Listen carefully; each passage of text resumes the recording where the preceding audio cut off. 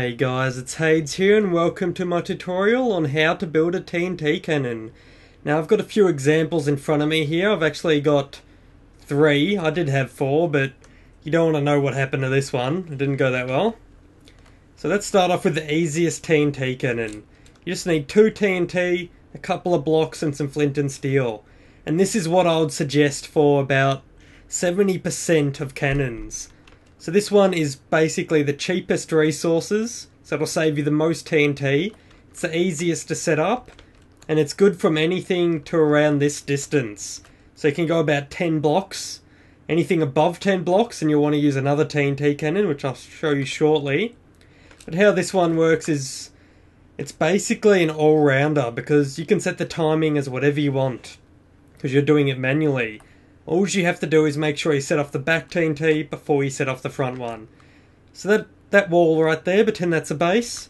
I don't need that long of a timing for that, so I'm just going to go bam, bam, step back, let's watch it. So that hit the wall fine. That worked perfectly fine for what we needed it, and we saved tons of TNT because we only used 2. It's really easy to rebuild. Just pretend this red line's faction territory or enemy's territory where you can't build. That's what that represents. So I am showing you this for use on a faction server like my one, pvp.hadescraft.com. And so we can easily set that back up. If you're in the sky, I would suggest setting off the timings extremely quickly. So you go bam, bam, and that'll shoot the TNT and it'll explode right here. So, yep, you just saw it. So it didn't have time to fall. So if you're in the sky, you can still hit the walls you want to. You just got to set the timings off quicker. Now, for the next cannon, over here, this takes a bit more resources, but it is still very basic. So we'll hit this off. And I would recommend 3 repeaters if you want long-range timings. But you can change the timings to whatever you want depending on how far away the base is you're trying to hit.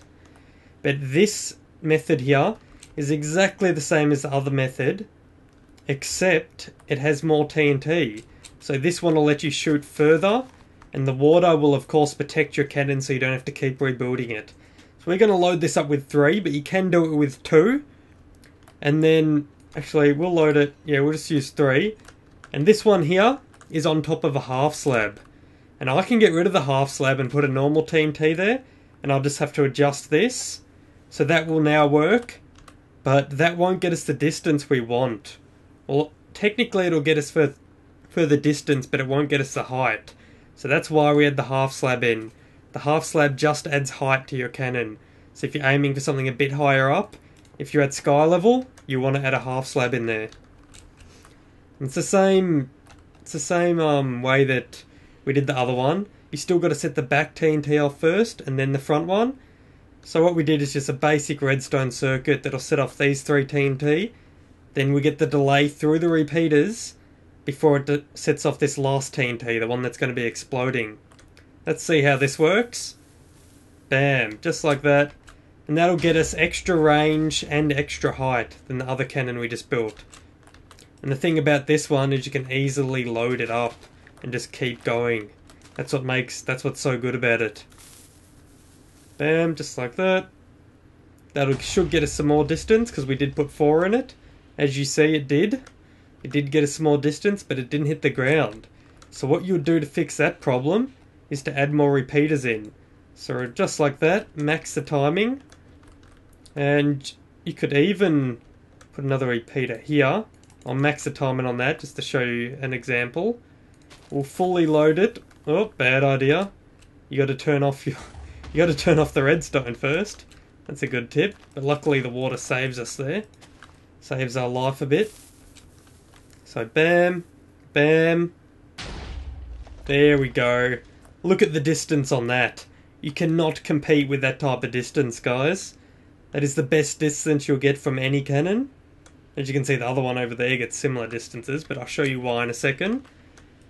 So that's fairly simple to build. I would suggest no more than 3 or 4 usually. See how I've got 4 spots for back TNT and then 1 shot for the one that's going to explode. Any more than that and it's kind of a waste because that gets you the max distance possible, and any more is just a waste of TNT. So 4 is what you want for extreme distances, and 3 for medium-sized distances. And of course you can change the timings as much as you want, depending on what distance you're trying to hit the base on. And that's pretty much how you build that. If you can't tell by me looking at it, I'll just quickly explain it. You can use a button. It'll probably be better as an input here, but I use a lever just because it's easier to build.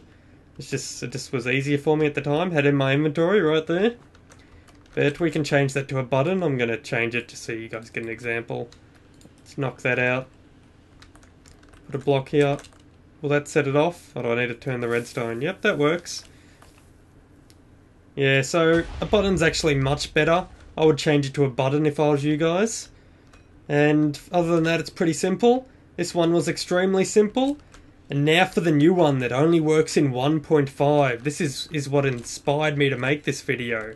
It's a nice little invention I made. It's basically the same, except it uses dispensers.